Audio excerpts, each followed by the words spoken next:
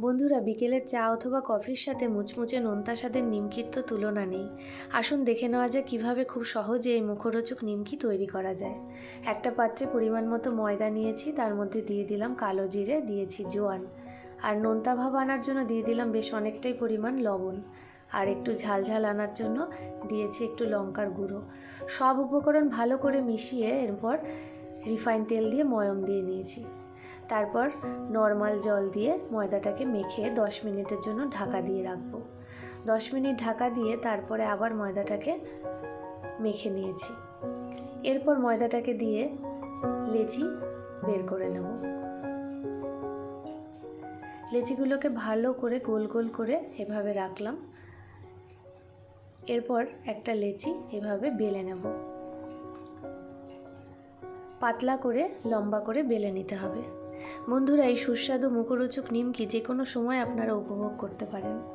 দেখুন, আমার ময়দার লেচি থেকে একটা রুটির মতো বেলে নিয়েছি।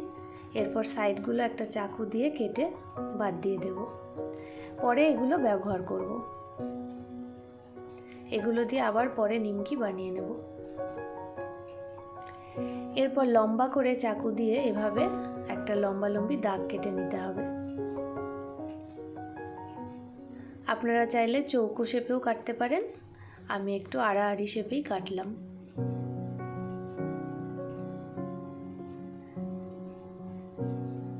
এইভাবে পুরোটাই একটা চাকুর সাহায্যে কেটে নিতে হবে।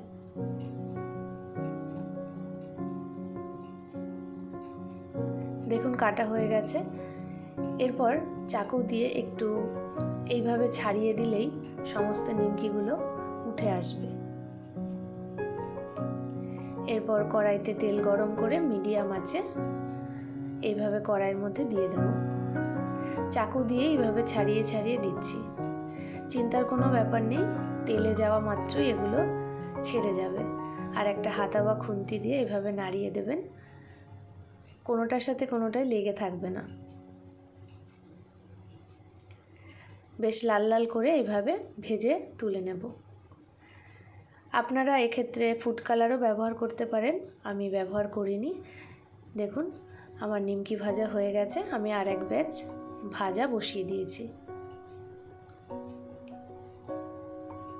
দেখলেন তো খুব সহজে কিভাবে মুখরোচক নিমকি তৈরি করা যায়।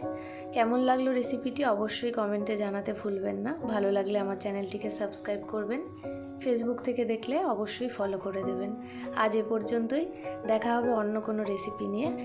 ধন্যবাদ।